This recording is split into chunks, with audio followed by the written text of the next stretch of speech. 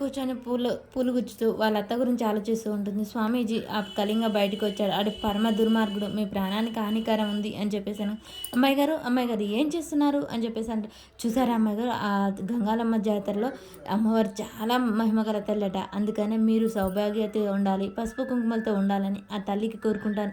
అలాగే నేను ప్రేమించిన అమ్మాయి కూడా నాకు దక్కాలి, నేను అమ్మాయినే పెళ్లి చేసుకోవాలని కోరుకుంటాను. అవసరమైతే 4 రోజులు ఉపవాసం ఉంటాను మీకోసం.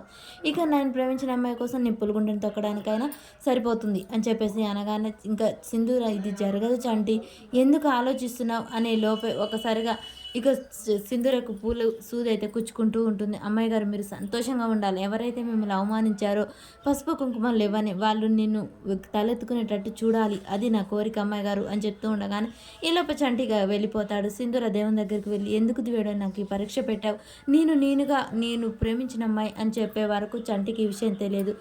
చంటికి ఈ విషయం ఎలా చెప్పాలి, ఎలా అర్థమయ్యేలా చెప్పాలి, చంటిలో రోజు రోజుకి అమ్మాయి దక్కుతుంది అనే ఆశ ఇంకా పెరిగిపోతుంది. నేను ఎంత విధంగా చెప్పినా అర్థం చేసుకోలేదు. దేవుడా నాకెందుకు ఈ పరీక్ష, చంటి నువ్వు అర్థం చేసుకో, నా మెడలో తాళి పడుతుంది అనే నమ్మకం లేదు, అలాగే నువ్వు ప్రేమించిన అమ్మాయి నీకు చేరుతుంది అన్నది కూడా లేదు.